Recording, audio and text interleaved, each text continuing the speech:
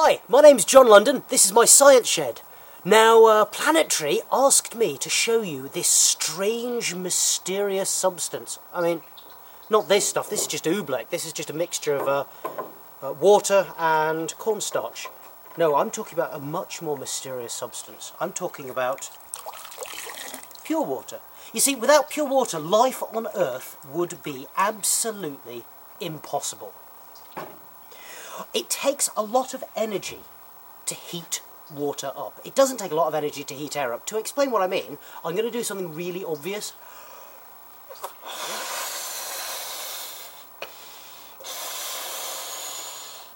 So, what do you think is going to happen if I put a lighter underneath this balloon? That was kind of obvious, wasn't it?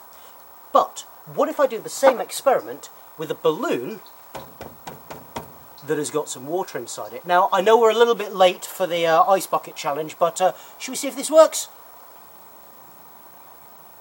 Absolutely nothing.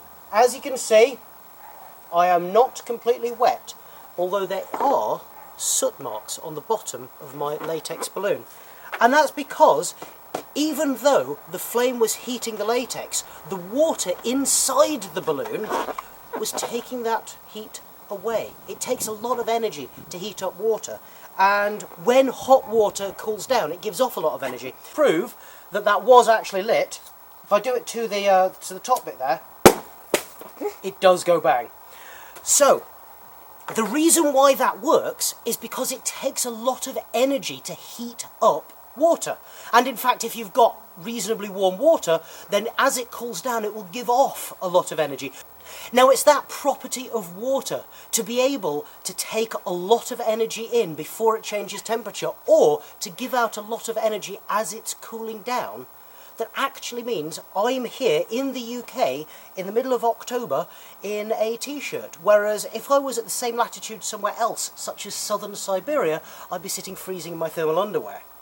Now, it's not just when water gets a little bit hot that you get interesting effects. You also get fantastic effects if you heat up water much higher.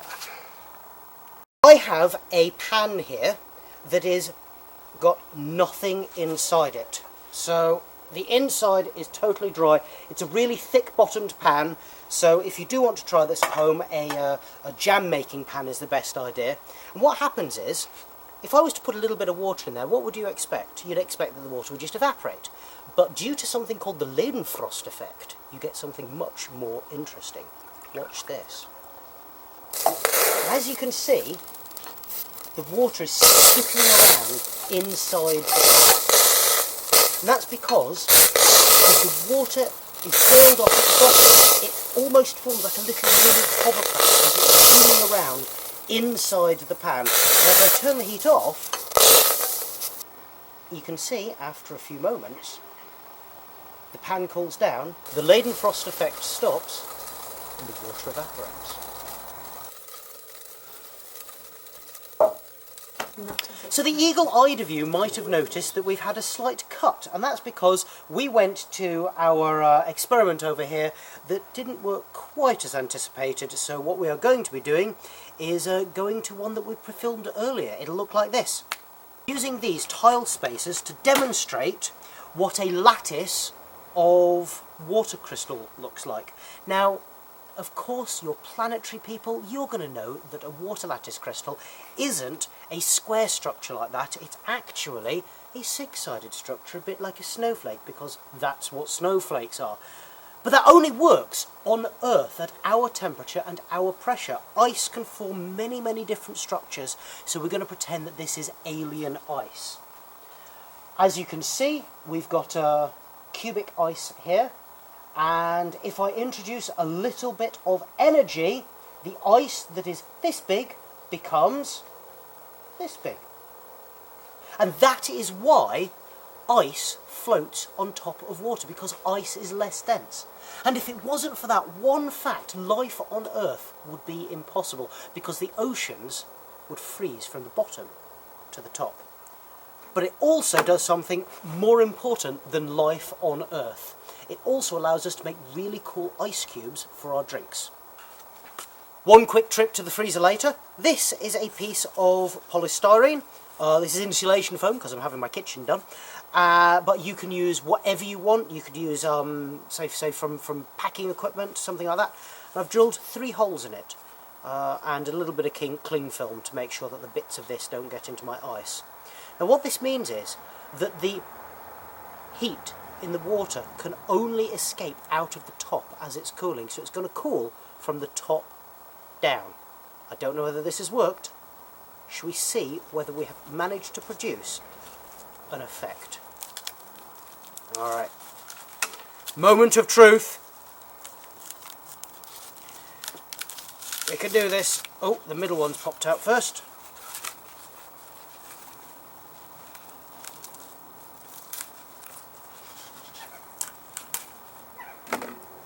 So, make sure the outside is melted a bit so that you can see inside.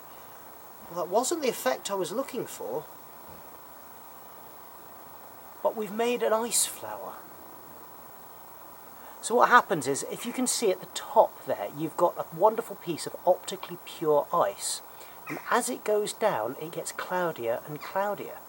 And the reason why that happens is because we are freeze distilling the water. All of the impurities are getting pushed to the bottom. We do have some wonderful bubbles there that have formed. So let's get some really good shots of this.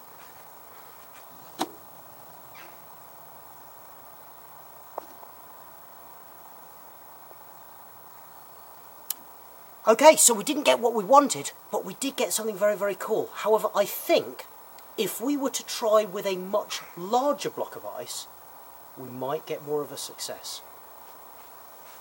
So, what happens if I try to fill this up with water and leave the lid off and put the entire thing in a freezer? Will I be able to freeze it from the top to the bottom? Let's find out. I just cracked my ice.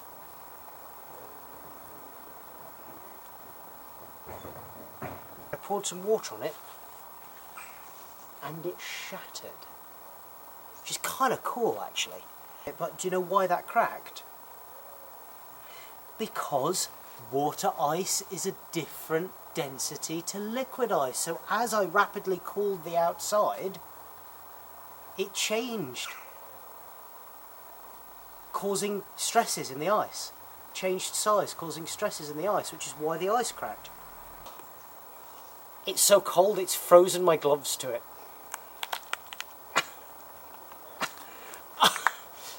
If you're dealing with cold stuff, don't put your hand directly on it because it will freeze. This would be very painful if I wasn't wearing a glove.